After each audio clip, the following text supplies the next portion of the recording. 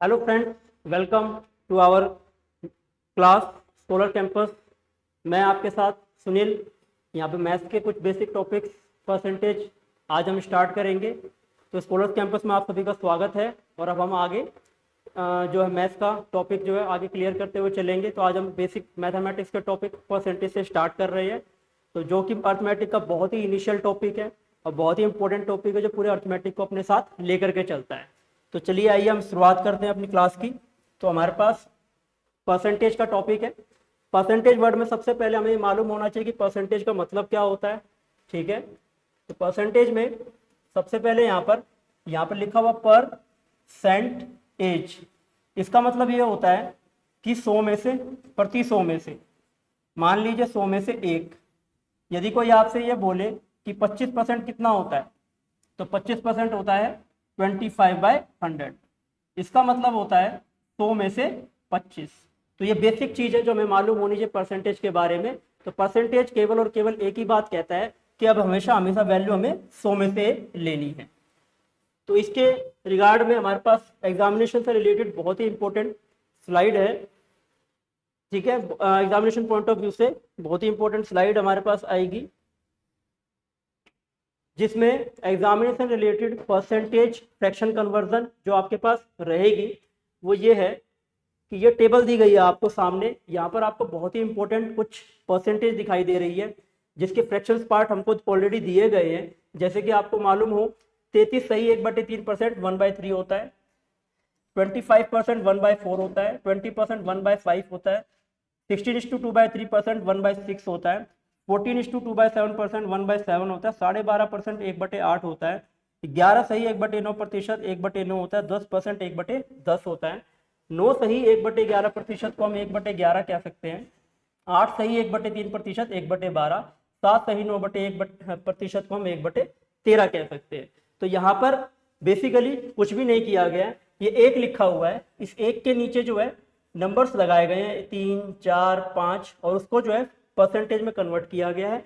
और ये percentage direct examination में आती है, तो इसलिए परसेंटेज से फ्रैक्शन कन्वर्जन जो आपको अच्छे तरीके से पता होना चाहिए और आपको करना भी आना चाहिए।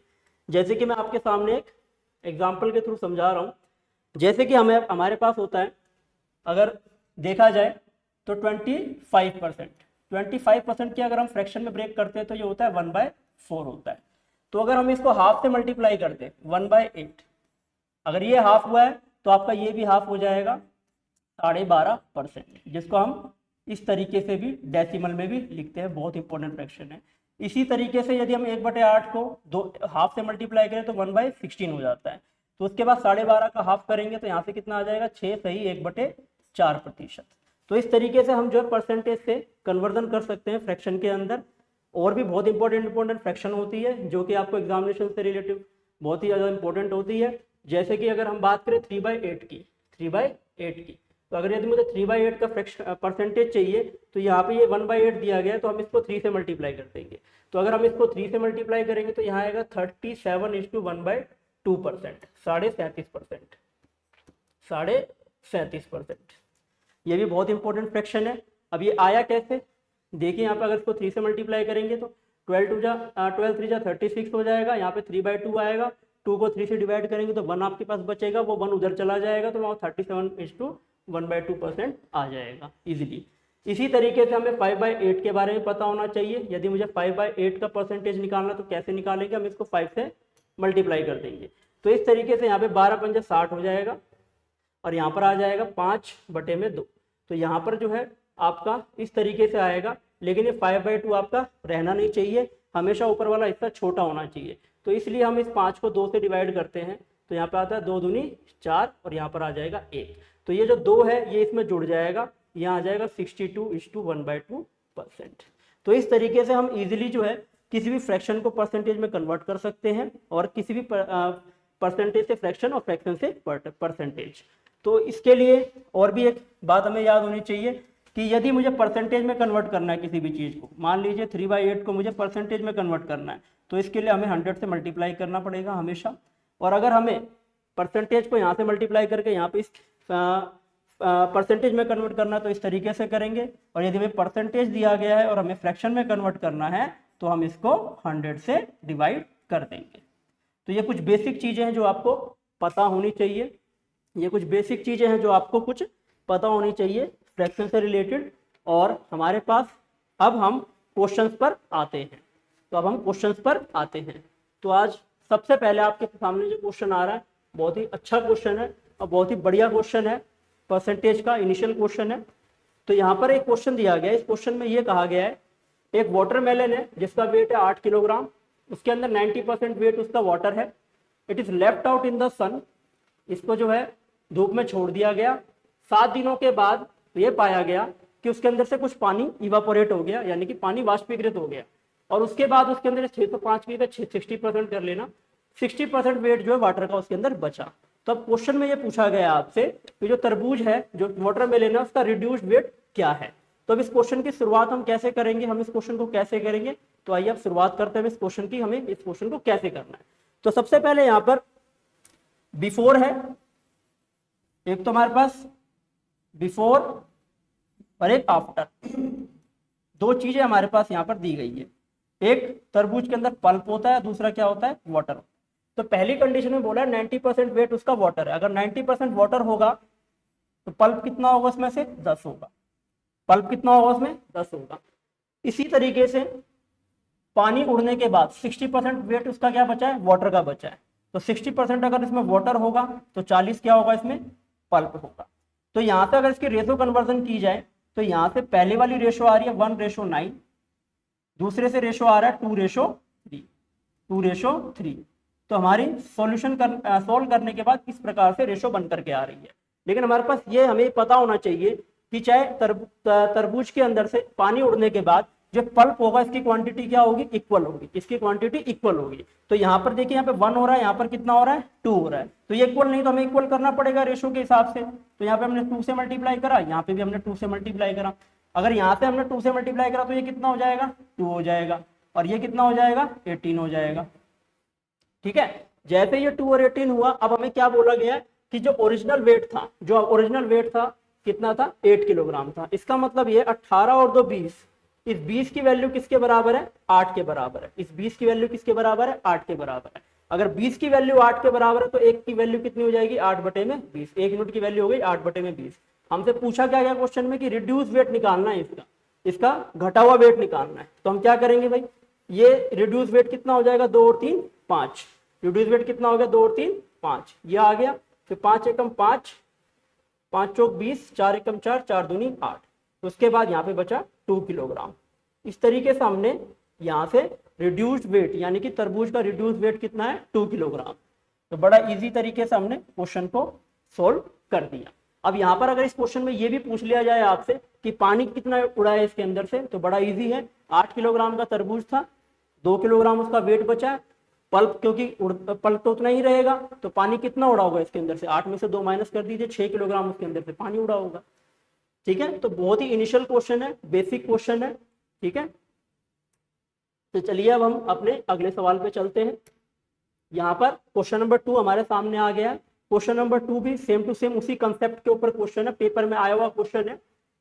इस क्वेश्चन के अंदर भी यही है कि फ्रेश फ्रूट्स हमें दिए गए हैं जिसके अंदर 72% वाटर है, और and it's dry fruit contains 38% water, और उसके ड्राई फ्रूट के अंदर कितना है, 30% वाटर है। अगर 90 किलोग्राम फ्रेश फ्रूट होगा, उसको ड्राई किया जाए तो हमें ड्राई फ्रूट कितना मिलेगा, ये सवाल में पूछा गया है। बस क्वेश्चन की थोड़ी सी लैंग्वेज चेंज करी गई है, क्वेश्चन सेम टू सेम वही है। अब क्वेश्चन की शुरुआत कैसे करेंगे, तो सबसे पहले हमारे पास पल्प है और दूसरा क्या है, वाटर है। पल्प है और वाटर है। तो पहली कंडीशन में क्या बोलता है, 72% वाटर है। तो अगर 72% वाटर होगा तो पल्प कितना होगा, 28 होगा। पल्प कितना होगा, 28 होगा। ये हो गया फ्रेश फ्रूट्स के बारे में, फ्रेश फ्रूट में। उसके बाद अब ड्राई फ्रूट में क्या हो रहा है, ड्राई फ्रूट के अंदर ये बोला गया है कि 30% वाटर है। अगर 30% वाटर होगा तो पल्प कितना होगा, 70% होगा, 70 होगा। पल्प कितना होगा, 70 होगा। अब यहां से हमारे पास ये देखिए 0 से 0 कैंसिल होकर यहाँ से रेशो कितना बन रहा है, 7 और 3 का। यहाँ से अगर मैं इसको 4 से कैंसिल कर दूं तो यहाँ पे आ रहा है 7, और यहाँ पर कितना आ रहा है, 4 एकम 4 और 4 अठे 32। तो ये रेशो आ रहा है 7 और 18 का। अब कंडीशन दोबारा से वही लग जाएगी कि हमारे पास हमने फ्रेश फ्रूट को ड्राई फ्रूट में कन्वर्ट किया है, तो हमारे पास कंडीशन वही लग जाएगी, पल्प की क्वांटिटी क्या होगी, सेम होगी। तो इसमें पल्प की क्वांटिटी ऑलरेडी सेम दी हुई है, बनी हुई है ऑलरेडी, साथ साथ बनी हुई है ना। अब हमारे पास ये बोला हुआ है कि 90 किलोग्राम क्या है, फ्रेश फ्रूट है, यानी कि 18 और 7 25, इस 25 की वैल्यू कितनी है, 90 किलोग्राम है। 25 की वैल्यू कितनी है, 90 किलोग्राम है। अगर 25 की वैल्यू 90 किलोग्राम होगी तो 1 की वैल्यू कितनी हो जाएगी, 90/25, 90/25। अब हमें निकालना क्या है कि ड्राई फ्रूट उससे कितना ऑब्टेन हुआ है, तो ड्राई फ्रूट की वैल्यू कितनी हो जाएगी, 7 और 3 10, तो हम इसको क्या कर देंगे, 10 से मल्टीप्लाई कर देंगे। तो 10 से जैसे ही मल्टीप्लाई करेंगे तो यहाँ पे आएगा 2, यहाँ आएगा 5, यहाँ से इसको कैंसिल करेंगे तो 5 एकम 5, 5 अठे 40, 18 दूनी 36 किलोग्राम। तो हमारे पास ड्राई फ्रूट इसमें कितना आएगा, 36 किलोग्राम आएगा। तो ये हमारा क्वेश्चन नंबर 2 था, बहुत ही अच्छा क्वेश्चन था, एग्जामिनेशन में आया हुआ क्वेश्चन है। अब हम चलते हैं अपने अगले सवाल पे, क्वेश्चन नंबर 3 पे। ये क्वेश्चन भी कुछ इसी तरीके का है।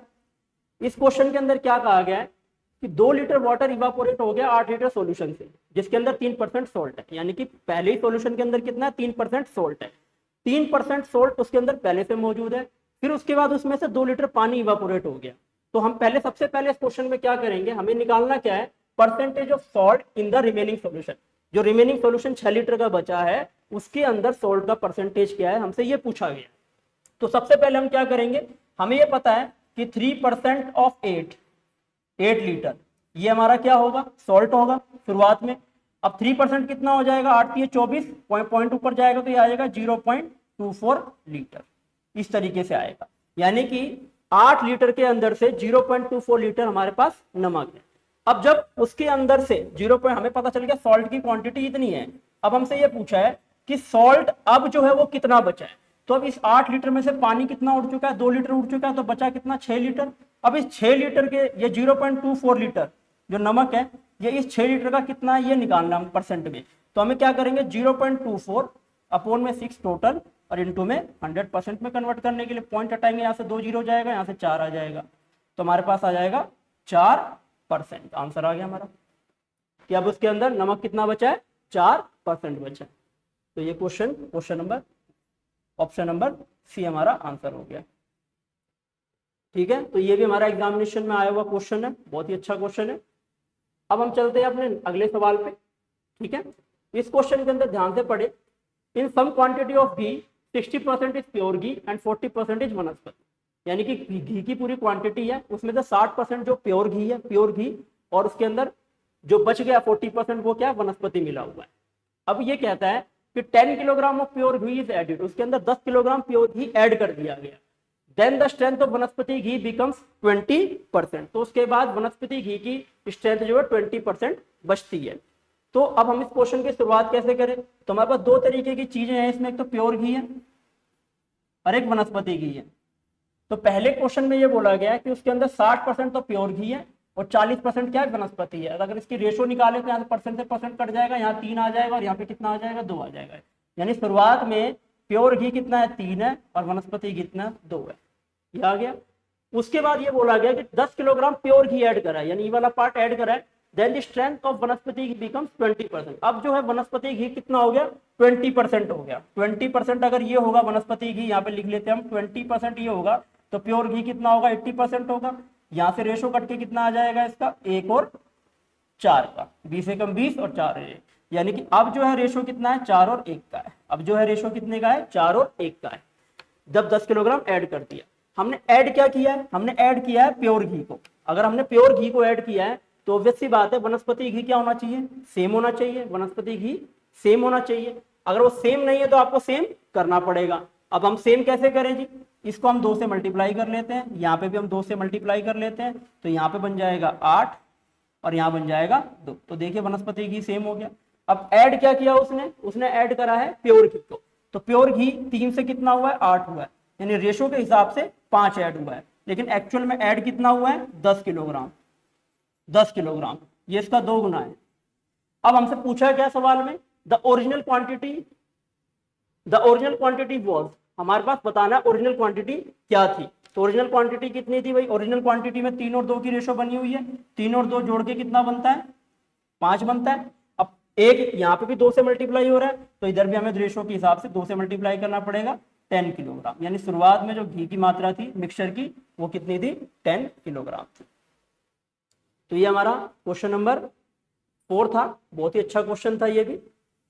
अब हमारे पास आता है अपना next question, question number 5। Examination में आया हुआ क्वेश्चन, एग्जामिनेशन के नजरिए से बहुत ही इंपॉर्टेंट है और ये बहुत ही फेमस सवाल है परसेंटेज का। ठीक है, तो अब इस क्वेश्चन को हम कैसे करें, क्वेश्चन देखिए पढ़िए।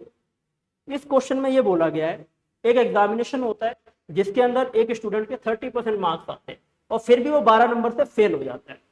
उसी एग्जामिनेशन में दूसरा बच्चा है जिसके 40% मार्क्स आते हैं और उसके 28 नंबर ज्यादा है पासिंग मार्क्स से। तो हमें ये पूछ रहा है minimum marks to pass maximum marks in the examination, यानी कि एग्जामिनेशन टोटल कितने मार्क्स का था, हमसे ये पूछा गया सवाल के अंदर। तो बड़ा ही आसान सवाल है, हमारे पास पासिंग मार्क्स है, इस तरीके से ग्राफ बना लेंगे, ये हमारे पास पासिंग मार्क्स है। इस पासिंग मार्क्स के अकॉर्डिंग देखा जाए तो दो कंडीशन यहाँ पे लग रही है। पहली कंडीशन तो ये है कि 30% मार्क्स लाके वो 12 नंबर से फेल हो गया, यानी वो पासिंग मार्क्स से पीछे है, पासिंग मार्क्स से वो पीछे है, यानी कि 30% नंबर लाया वो और फिर भी ये डिफरेंस जो कितने का बन गया, 12 का बन गया, 12 नंबर से फेल हो गया। लेकिन दूसरी कंडीशन में क्या बोलता है कि 40% मार्क्स आते हैं उसके, 40% मार्क्स आते हैं तो वो पासिंग मार्क्स से कितना ज्यादा लेके आता है, ज्यादा लेके आता है 28 ज्यादा, 28 ज्यादा।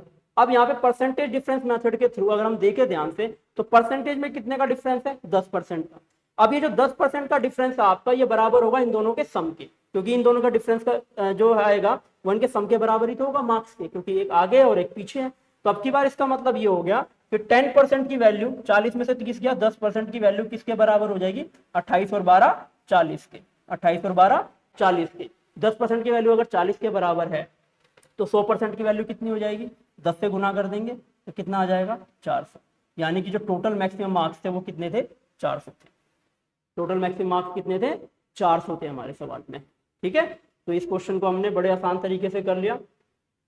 उसके बाद इसी कड़ी में नेक्स्ट क्वेश्चन आता है, ये भी एग्जामिनेशन से संबंधित ही क्वेश्चन है, एग्जामिनेशन का पार्ट भी इसमें दिया गया है।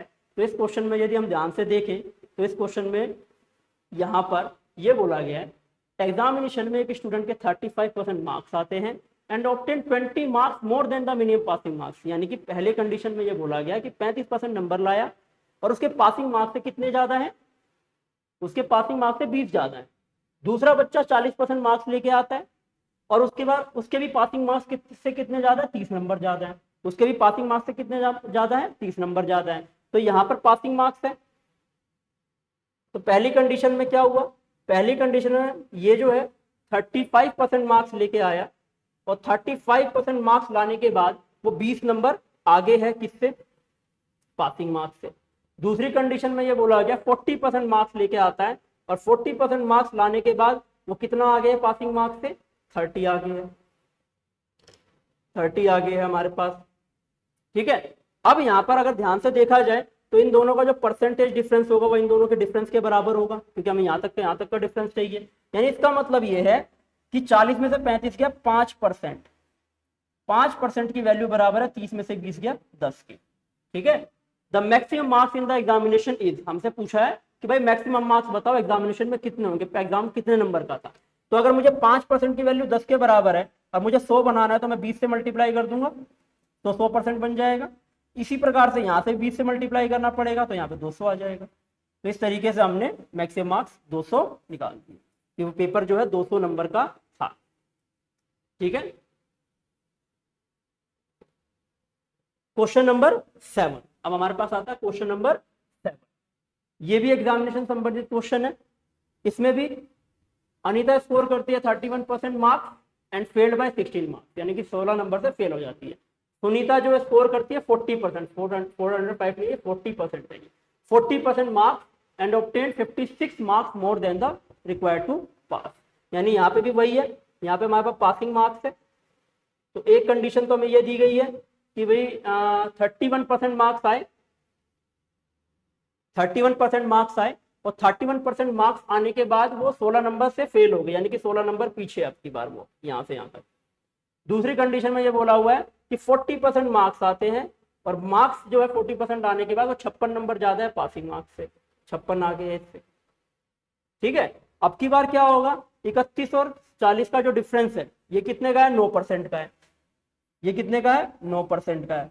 ये 9% का डिफरेंस किसके बराबर हो जाएगा, इन दोनों के सम के। 56 और 16 कितना हो गया, 72 हो गया। 56 और 16 कितना हो गया, 72 हो गया। यानी इसका मतलब ये है कि 1% की वैल्यू कितनी हो जाएगी, 8 हो जाएगी। अगर 1% की वैल्यू 8 होगी तो 100% की वैल्यू कितनी हो जाएगी, 800 हो जाएगी।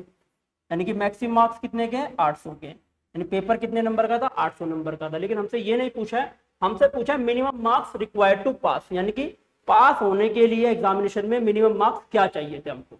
तो अब इस क्वेश्चन में आगे हम क्या करेंगे भाई, 800 नंबर का पेपर है, 800 नंबर में से वो कितने नंबर, 31% नंबर लाती थी, फिर भी 16 नंबर से फेल हो गई। यानी कि 800 इंटू में 31 बटे में 100, यानी इसको अगर हम 800 का 31% निकालेंगे तो आएगा 8 एकम 8 और 8 दिए 24, 248।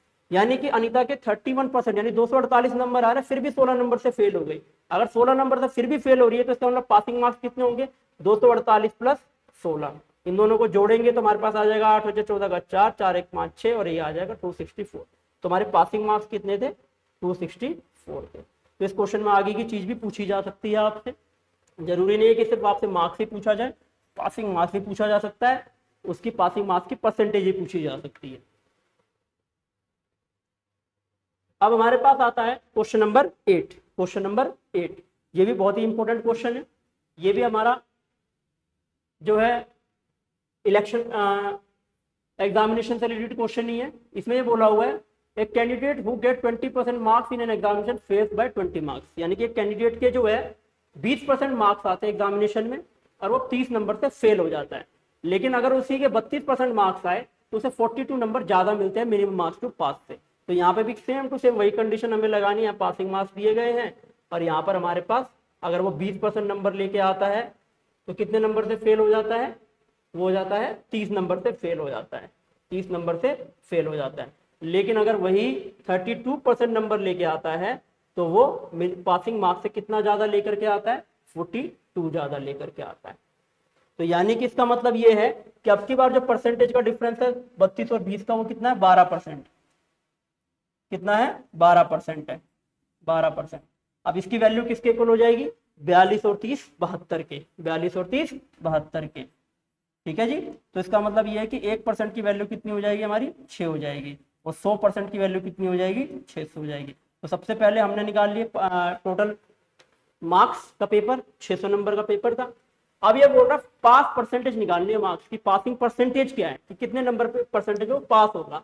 तो सबसे पहले इसके लिए हमें क्या करना पड़ेगा, पहले पासिंग मार्क्स निकालने पड़ेंगे। तो 600 हमारा 600 नंबर का पेपर है, उस 600 नंबर के पेपर में से 20% नंबर ये लेके आता है तो 30 नंबर से फेल हो जाता है। तो 600 का 20% कितना होता है, 120 होता है।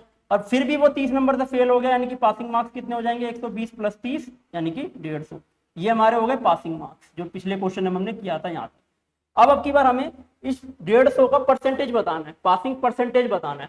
तो अगर हमें परसेंटेज निकालना होगा तो हमें पता है कि 150 नंबर लाने पे कोई पास हो जाता है, कितने में से, 600 में से, और गुणा में कितना आ जाएगा, 100 परसेंटेज में कन्वर्ट करने के लिए 2 जीरो से 2 जीरो कैंसिल, 2 जीरो से 2 जीरो कैंसिल। तो यहाँ पर आएगा 6 कम 6 दूनी 12, 3 और 0 6 पंजे 30, 25%। तो हमारा आंसर आ गया 25%, यानी कि पासिंग परसेंटेज जो था वो कितना था, 25%। तो ये भी बहुत अच्छा क्वेश्चन था। अब हम चलते हैं अपने कुछ नए सवालों के साथ, जिसमें वोटिंग से रिलेटेड कुछ क्वेश्चन आते हैं, जिसमें बहुत ही बढ़िया क्वेश्चन आपके सामने रखे गए हैं और यहाँ पे बहुत ही इंपॉर्टेंट क्वेश्चन दिया गया है। ठीक है, तो यहाँ पर सबसे पहला क्वेश्चन में लिखा हुआ है 10% of the voters did not cast their vote in an election between two candidate, यानी कि 10% वोटर्स ने जो वोट ही नहीं डाला। 10% of the voters polled there found invalid, 10% voter ऐसे थे जिन्होंने वोट डाला लेकिन उनका वोट जो था वो इनवैलिड था। अब ये कहता है कि जो सक्सेसफुल कैंडिडेट है, जो जीतने वाला कैंडिडेट, उसको 56% मिला है टोटल वैलिड वोट्स का, यानी कि जो 80% का वैलिड वोट बचा उसमें से 56% किसको मिला है, जीतने वाले को मिला है। और फिर वो 1944 वोटों से जीत गया। तो हमसे ये पूछा है कि number of voter enrolled on the voter list was, हमसे ये पूछा है कि टोटल नंबर ऑफ वोटर जो लिस्ट में थे वो क्या थे। तो इस क्वेश्चन की शुरुआत कैसे करें, तो यहाँ पर अगर इस क्वेश्चन को ध्यान से देखा जाए तो सबसे पहले एक विनिंग कैंडिडेट और एक लूजिंग कैंडिडेट है। विनिंग कैंडिडेट के 56% वैलिड वोट का मिलता है, तो लूजिंग को कितना मिलेगा, 44% मिलेगा। और ये कितने वोटों से जीत गया, 1944 वोटों से जीता है। तो इसका मतलब ये है कि जो इसका डिफरेंस है 12%, ये 12% किसके बराबर होगा, ये 12% बराबर हो जाएगा 1944 के, 1944 के। अगर 12% की वैल्यू 1944 है तो इसका मतलब ये है कि हमें यहाँ से 100% बनाना है। तो अगर हम इसको 12 से कट कर दें, 12 एकम 12, यहाँ पे आ जाएगा 12 एकम 12, और 7 और 4 12 छिक 72, और 2 और 4 24, यानी कि 1% की वैल्यू कितनी हो जाएगी 162, और तो 100% की वैल्यू कितनी हो गई 16,200। तो ये अभी हमने पता क्या निकाला है, अभी हम सिर्फ पहुंचे उन वोट्स पे जहां हमारे वैलिड वोट्स थे, वैलिड वोट्स के 16,200 थे। अब ये वैलिड वोट्स के हमें निकालना क्या है, हमें निकालना है total voter enrolled in the voter list. तो हमें ये 16,200 किसके बराबर होगा, अभी एट प्रेजेंट ये 80% के बराबर है। 80% किसके बराबर है 16,200 के, 16,200 के। अगर 80% 16,200 के बराबर है और मुझे पहले 10% को हटाना है, इसमें इंक्लूड करना है, तो इसका मतलब ये हो गया कि 1% की वैल्यू कितनी हो जाएगी 16,200, 16,200 बटे में 80, ये आ जाएगा। ठीक है, अब मुझे निकालना क्या है, अब मुझे निकालना यहाँ पे 10% of the voter polled were found invalid है। तो अब मुझे पीछे जाना है, तो 80% के ये इक्वल हो गया, ये 1% के इक्वल हो गया। हमें निकालना क्या, हमें यहाँ पे 90% निकालना पड़ेगा, 90% हमें निकालना पड़ेगा। तो 16,200 इंटू में 90 और बाय में 100, ये आ जाएगा हमारे पास। ठीक है, अगर हम ये निकालेंगे तो यहाँ पे आएगा 2 जीरो से 2 जीरो कट जाएगा, 2 जीरो से 2 जीरो कट जाएगा, यहाँ पे आ जाएगा हमारे पास, सॉरी 100, यहाँ पे 80 था नीचे, गलत कर दिया हमने, 0 से 0 कटेगा, यहाँ पे 8 एकम 8 आ जाएगा,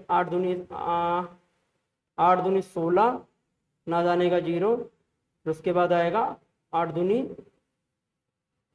8 चौक 20, एक मिनट रुको, 16,200 को 80 से डिवाइड करना हम लोगों को, तो यहाँ पे 0 से 0 कट जाएगा, तो 8 दूनी 16 आ जाएगा, ना जाने का 0 आ जाएगा, और फिर यहाँ पर ऊपर से 0 उतरेगा तो 20 आ जाएगा, और यहाँ पे आएगा 8 दूनी 16, फिर यहाँ पे आएगा 4 और 0 5 पे कटेगा, तो आएगा 2025 आएगा लगभग। तो 80 को अगर हम इससे पूरे को इसको 0 से 0 यहाँ पे काटेंगे तो यहाँ से आएगा 2025 आएगा। फिर 2025 को 9 से गुणा करेंगे, 2025 को अगर 9 से गुणा करेंगे तो हमारे पास वैल्यू बचेगी 2025 इंटू में 9, 9 पंजे 45 का 5, 4 ऊपर गया 9 दूनी 18, 4 22 का 2, 2 ऊपर गया 2, 9 दूनी 18, 18,225। तो अभी हमने सिर्फ 18,225 अभी तक हमारा निकला है।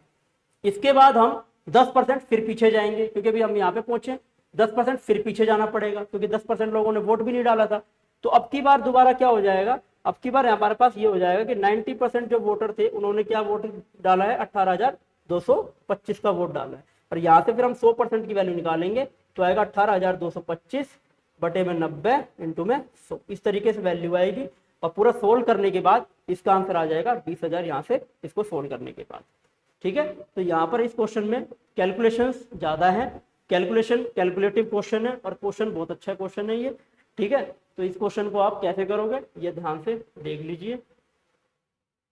अब हमारे पास आता है अगला क्वेश्चन। इस क्वेश्चन में ये बोला गया है कि एक इलेक्शन होता है दो कैंडिडेट के बीच में, 75% of the voter cast their vote, out of which 2% votes were declared invalid. A candidate got 18522 votes which were 75% of the valid vote. The total number of voters enrolled in the election was. Election में total number of voter क्या थे ये हमसे पूछा गया।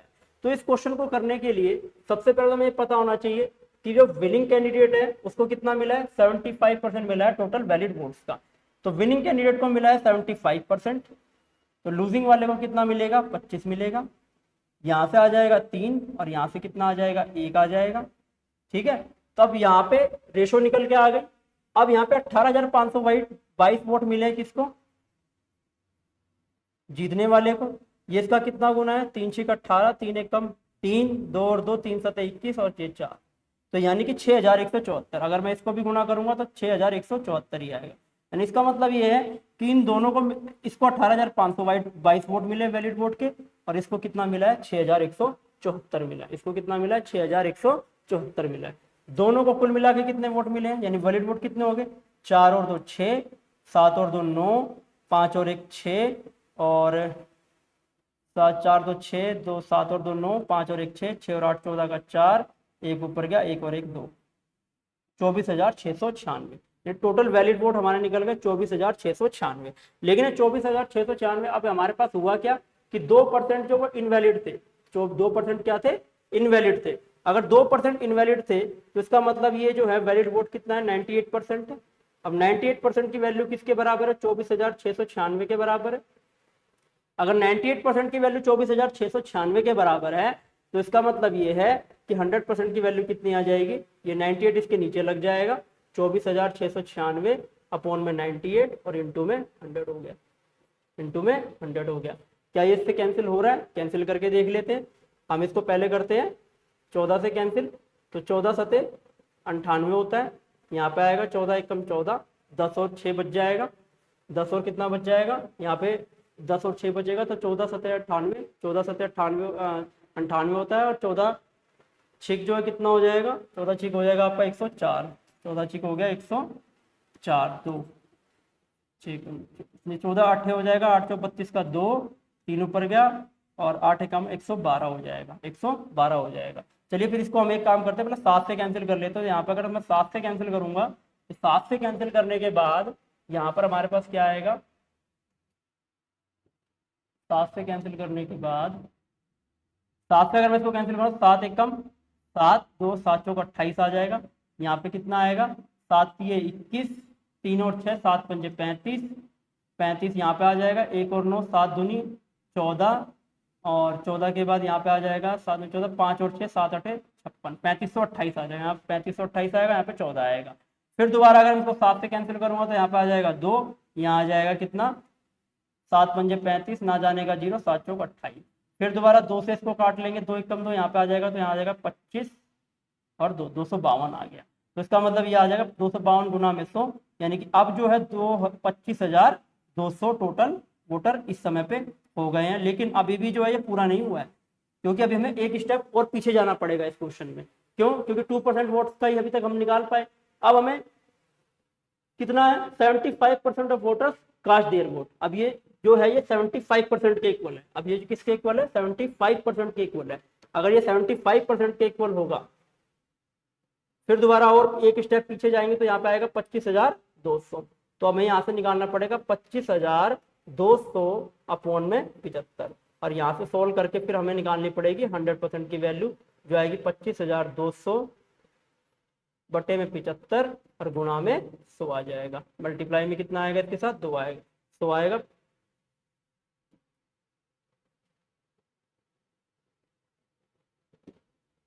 एक minute रुकिए, कहाँ चला गया भाई क्वेश्चन। यहाँ पे था,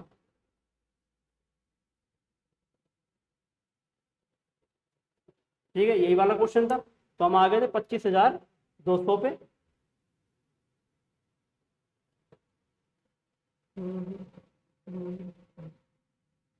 तो यहाँ पर हम आ गए थे 25,200 पे। 25,200 की वैल्यू किसके बराबर थी, 75% के बराबर थी। अगर ये 75% है तो 75% के, अब हम यहाँ से 100% की वैल्यू दोबारा निकालना चाहते हैं, तो 25,200 बटे में 75 और गुणा में 100। यहाँ से सॉल्व करके वैल्यू आ जाएगी 33,600। 33,600 कैंसिल कर लेंगे इसको आराम से, यहाँ पे 3 आएगा, यहाँ पे 4 आएगा, 3 से इसको कैंसिल कर देंगे, 3 सते 21, 3 8 24, और 1 और 4 84, तो 4 चौक 16, 6 लास्ट में 100 डिजिट 6 ही बन रहा है, तो ये इसका आंसर हो जाएगा 33,600। तो ये हमारा क्वेश्चन नंबर 10 था।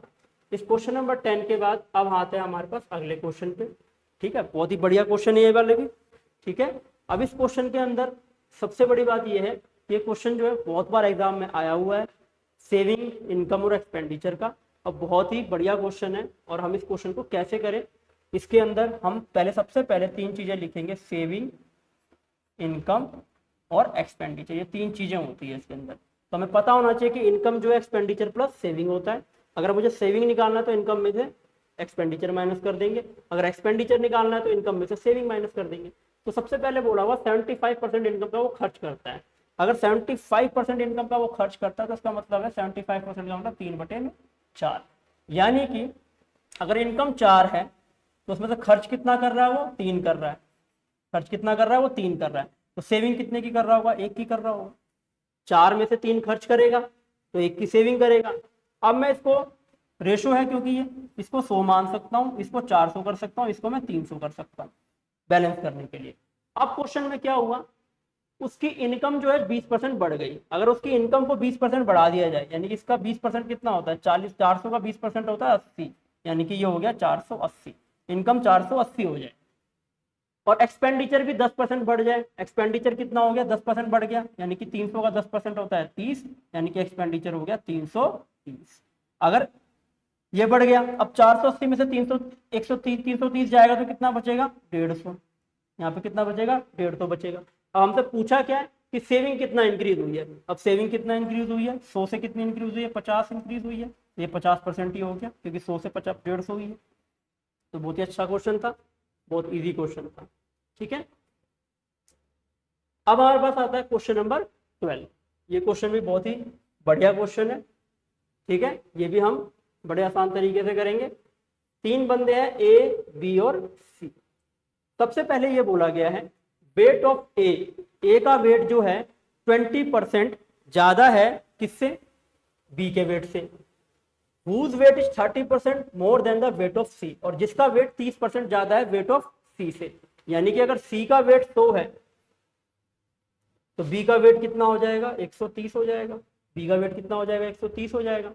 अब ये बोला है कि ए का वेट जो है बी के वेट से 20% ज्यादा है, तो 130 का 20% कितना होता है 26, तो 130 में 26 जोड़ेंगे तो कितना हो जाएगा 156।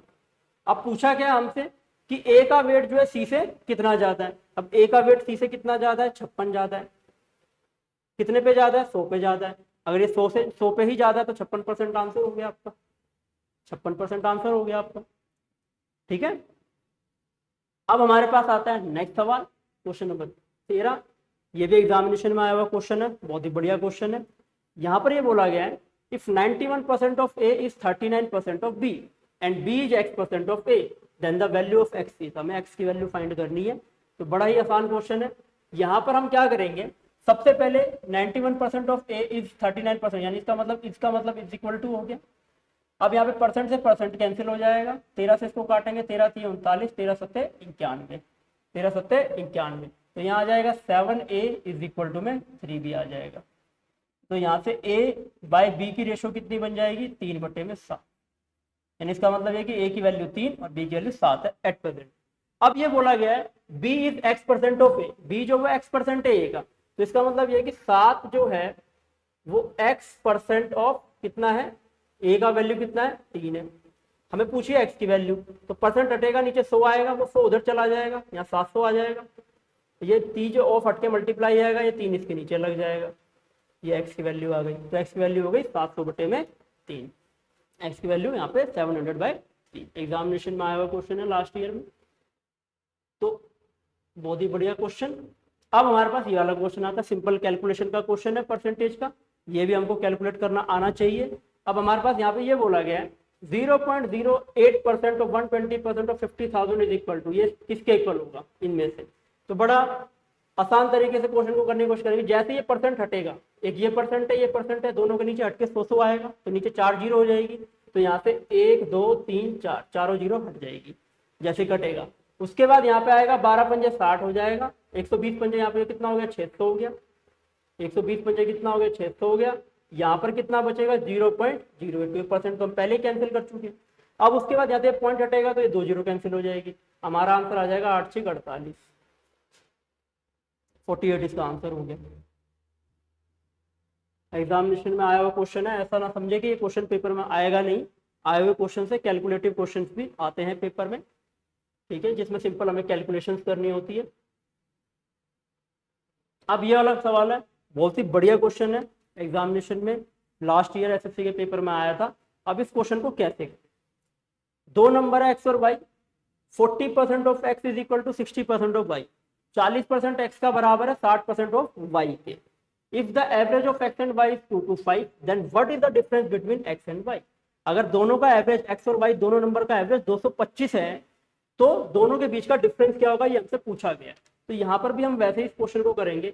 हमें पता है 40% of X is equal to 60% of Y है, तो इज इक्वल टू में आएगा, तो यहाँ पे इसका मतलब ये है कि परसेंट से परसेंट कट जाएगा, 40 को 60 से काटेंगे तो यहाँ 2 आएगा और यहाँ पे कितना आएगा 3 आएगा। यानी इसका मतलब ये है कि 2x इज इक्वल टू कितना है 3y है। 2x इज इक्वल टू में कितना है 3y है। यहाँ से पहली इक्वेशन बन गई। अब यहाँ पे x और y की रेशो कितनी आ जाएगी, x अपॉन y आ जाएगा 3/2, x अपॉन y आ जाएगा 3/2। अब क्वेश्चन में ये बोला गया है कि दोनों का एवरेज x और y का एवरेज कितना है 225 है। अगर x और y का एवरेज 225 है तो उनका सम क्या होगा। भाई x और y का एवरेज अगर 225 है तो एवरेज तो इसी तरीके से लिखते हैं x प्लस वाई अपॉन 2, वैसे लिखने की जरूरत नहीं है, ये तो आपको पता ही होना चाहिए। इस तरीके से लिखेंगे, यानी इन दोनों नंबर का सम कितना होगा 225 दूनी 450। ये माइंड की कैलकुलेशन है, बोर्ड पर लिखने की आवश्यकता नहीं होती, ना इसको एग्जामिनेशन में लिखने की आवश्यकता है। तो यानी इन दोनों नंबर का सम कितना है 450, दोनों की रेशो आ गई 3 और 2 की। तो इसका मतलब ये है 3 और 2 5, 5 की वैल्यू किसके बराबर है 450 के। अगर 5 की वैल्यू 450 के बराबर तो 1 की वैल्यू कितनी है 90 है। अगर 1 की वैल्यू 90 है तो हमसे पूछा क्या, डिफरेंस पूछा एक्स और वाई का।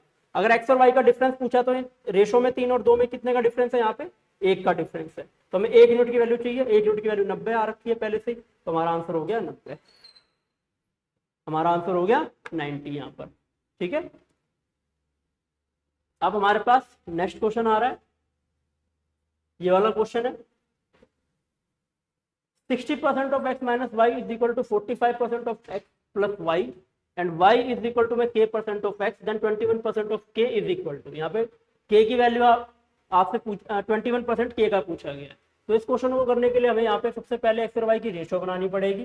परसेंट से परसेंट कैंसिल कर लेंगे, यहाँ पे हम यहाँ से इसको कैंसिल करेंगे तो यहाँ पे आएगा 4 और यहाँ पे आएगा 3, तो यहाँ से आ जाएगा 4x minus Y is equal to 3x plus Y आ जाएगा। इसको सोल्व करेंगे तो यहाँ से बचेगा 4x माइनस 3x, यहाँ पे x आ जाएगा, 3y प्लस 4y यहाँ के 7y आ जाएगा, तो x अपॉन y आ जाएगा 7/1, x अपॉन y आ जाएगा 7/1। तो हमारी x और y की रेशो आ गई 7 और 1 की। ठीक है, अब हमसे पूछा क्या है y इज इक्वल टू में k% ऑफ x है, y जो है वो k% ऑफ x के इक्वल है, तो हमें 21% ऑफ k पूछा हुआ है। अगर y की वैल्यू k% ऑफ x के इक्वल है तो y कितना हमारे पास 1 है, यहाँ से k% ऑफ x की वैल्यू कितनी हमारे पास 7 है, यानी यहाँ से k की वैल्यू सोल्व होकर आ जाएगी, यहाँ से इसके नीचे से परसेंट हटाओगे तो 100/7, k की वैल्यू आ गई 100/7। अब हमसे पूछा क्या है 21% ऑफ k पूछा है, तो 21% ऑफ k क्या होगा 21/100 इंटू में k की वैल्यू कितनी है 100/7 है। अब 100 से 100 कट गया, 7 से 21 कट जाएगा, 3 आपका आंसर आ जाएगा। तो इस तरीके से इस सवाल को हम करेंगे। तो ये भी बहुत आसान सवाल था। अब उसके बाद हमारे पास ये बेसिक क्वेश्चन आता है कि radius of A sphere is increase by 16:2/3%। किसी स्फीयर का रेडियस जो है 16 सही 2/3% से बढ़ाया जाता है, तो उसके सरफेस एरिया में क्या फर्क आएगा, बढ़ेगा, वो कैसे बढ़ेगा, वो परसेंटेज में आपको बताना है। तो इस क्वेश्चन को करने के लिए हमें पता होना चाहिए कि 16 सही 2/3% क्या होता है।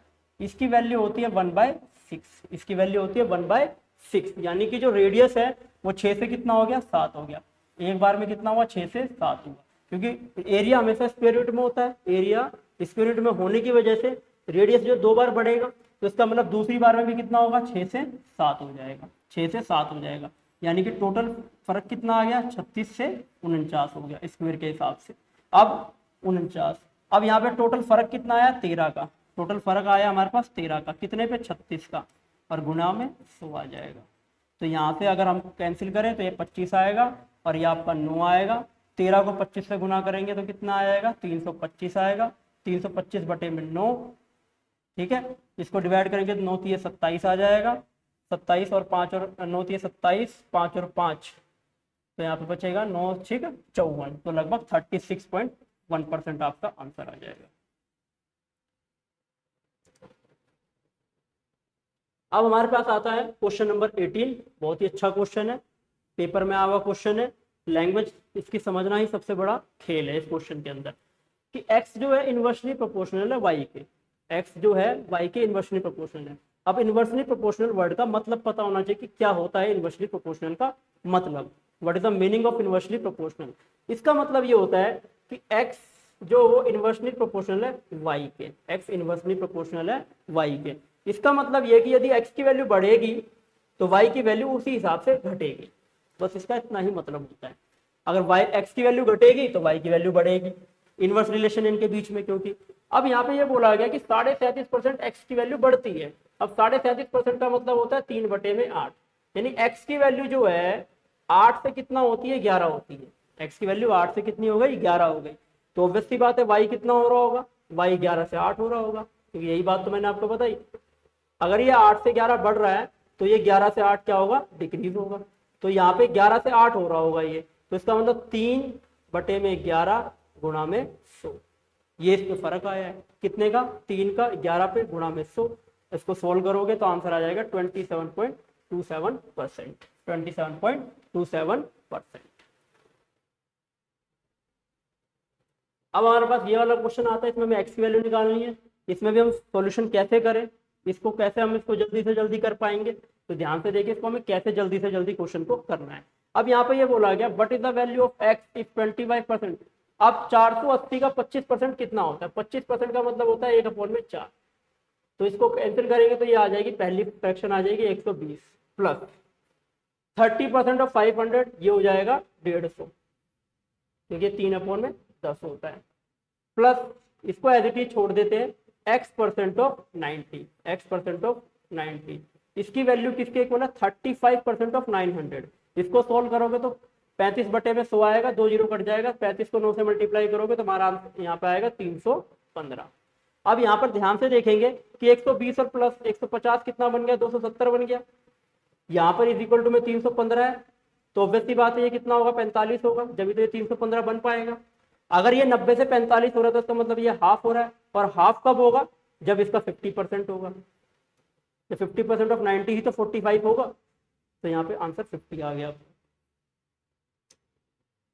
अब हमारे पास लास्ट क्वेश्चन आता है, क्वेश्चन नंबर 20। बहुत ही बढ़िया क्वेश्चन है, इसके अंदर हमें परसेंटेज स्प्लिटिंग मेथड का यूज करना पड़ेगा। एलिगेशन से इस क्वेश्चन को हम इजीली नहीं कर सकते। अब ध्यान से देखेंगे इस क्वेश्चन को हम कैसे कैसे करेंगे। तो यहाँ पर टोटल पॉपुलेशन 7640 है, मेल की पॉपुलेशन जो है 25% बढ़ गई, फीमेल की पॉपुलेशन 15% बढ़ गई, ओवरऑल पॉपुलेशन 9214 बढ़ रही है। तो हमें बताना है पॉपुलेशन ऑफ मेल और फीमेल में कितने का डिफरेंस है, ये हमको बताना है। तो इस क्वेश्चन के अंदर एलिगेशन भी लग सकता था यदि अपनी हमारा ये वाला पार्ट जो है थोड़ा इजी होता, परसेंटेज में कन्वर्ट करने के लिए हम पहले टोटल इंक्रीमेंट निकाल लेते, उसके बाद इसमें एलिगेशन लगा सकते थे। लेकिन यहाँ से परसेंटेज निकालना बहुत मुश्किल है, इस वजह से यहाँ पे हमें परसेंटेज स्प्लिटिंग मेथड का यूज करना पड़ेगा। अब उस मेथड में क्या होता है ये मैं आपको बता देता हूँ। चलिए स्टार्ट करते हैं क्वेश्चन को। तो यहाँ पे दो, एक है मेल, एक है फीमेल। मेल की पॉपुलेशन कितनी बढ़ रही है, 25% बढ़ रही है, 25% इंक्रीज हो रही है। फीमेल की पॉपुलेशन कितना इंक्रीज हो रही है, 15% इंक्रीज हो रही है। तो अगर हम ये मान लें कि ये 25% ना बढ़ करके 15% प्लस 10% बढ़ रही है, यानी कि ये भी 15% ही बढ़ रही है, ये भी 15% बढ़ रही है। ठीक है, दोनों को हमने मान लिया कि ये भी 15 बढ़ रहा है, ये भी 15 बढ़ रहा है। अगर पॉपुलेशन का 15% बढ़ता, अगर पॉपुलेशन का 15% बढ़ता तो शुरू में पॉपुलेशन कितनी थी, 7640। अगर इसका 15% बढ़ता तो कितना बढ़ता, 7640 इंटू में 15/100। तो यहाँ से सॉल्व करके आएगा 3, यहाँ पे आएगा 20, यहाँ पे 1 जीरो से 1 जीरो कट जाएगा, 2 से इसको काटेंगे तो 2 3 6, 2 8 16, 2 दूनी 4। अब यहाँ पे 3 दूनी 6, 8 3 24 का 4, 2 ऊपर गया, 3 3 9 2 11, यानी कि 1146। अगर पॉपुलेशन 25% ना बढ़ करके 15% बढ़ती मेल की तो हमारा पॉपुलेशन में इंक्रीमेंट होता है 1146 का। लेकिन पॉपुलेशन बढ़ कितनी रखी है, 7640 है, यहाँ पे 9214 है। तो 9214 में से अगर मैं 7640 माइनस कर दूं तो पॉपुलेशन कितना बढ़ रखी है, 4, 11 में से 4 गया 7, और 12 में से 6 गया, 11 में से 6 गया 5 आ जाएगा, 8 में से 7 गया 1 आ जाएगा, 4, 11 में से 4 गया 7, और यहाँ पे 1 बचा, 1574। लेकिन पॉपुलेशन कितनी बढ़ रखी है, 1574 बढ़ रखी है। 15% के हिसाब से बढ़नी चाहिए थी 1146। तो अगर मैं इन दोनों का डिफरेंस निकालूं तो कितना आएगा, 14 में से 6 गया 8, 14 में से 6 गया 8, 6 में से 4 गया 2, और 5 में से 1 गया 4, 428, 428 इतना ही आएगा। यानी इसका मतलब ये है कि जो 428 का जो डिफरेंस है ये किसकी वजह से, जो मेल का 10% एक्स्ट्रा पॉपुलेशन बढ़ा है, इस वजह से। तो इस वजह से हम ये कह सकते हैं कि 10% की वैल्यू मेल की किसके बराबर है, 428 के बराबर है। अगर 10% 428 होगा तो 100% कितना हो जाएगा 4280। तो ये हमारी मेल पॉपुलेशन आ गई, ये हमारी मेल पॉपुलेशन आ गई। अगर मेल की पॉपुलेशन आ गई तो इसके बाद हमें फीमेल की निकालनी पड़ेगी, क्योंकि हमें पूछा क्या क्वेश्चन में, difference between male and female, तो हमें फीमेल निकालना पड़ेगा। अब फीमेल निकालने के लिए फीमेल की टोटल पॉपुलेशन कितनी है 7640, इसमें से 4280 घटा देंगे तो ये आ जाएगा 0, 14 में से 8 गया 6, 5 में से 2 गया 3 और यहाँ पे 7 में से 4 गया 3। तो ये हमारी फीमेल की पॉपुलेशन आ गई, ये हमारी फीमेल की पॉपुलेशन आ गई। अब हमसे क्वेश्चन में पूछा क्या, difference between male and female, तो यानी कि 4280 मेल है और 3360 फीमेल है, इसके बीच का डिफरेंस निकालना। तो 0 में से 0 गया 0, 8 में से 6 गया 2, तो 8 में से 6 गया 2 और 12 में से 3 गया 9, तो यहाँ हमारा आंसर आ गया 920, हमारा आंसर आ गया 920। तो बहुत ही बढ़िया क्वेश्चन था। तो आज हमने 20 क्वेश्चन करे परसेंटेज के और सारे के सारे क्वेश्चन प्रीवियस एग्जाम में आए हुए हैं। तो आगे भी इसी प्रकार से आप क्वेश्चन हमारे साथ जुड़े रहिए, स्कॉलर्स कैंपस के साथ जुड़े रहिए, एक से एक बेहतरीन क्वेश्चन अच्छे अच्छे मेथड से आपको कराए जाएंगे। और लाइक शेयर और सब्सक्राइब कर जरूर करें चैनल को, ताकि आप आने वाली वीडियोस और नोटिफिकेशंस को देख सकेंगे। धन्यवाद, जय हिंद, जय भारत।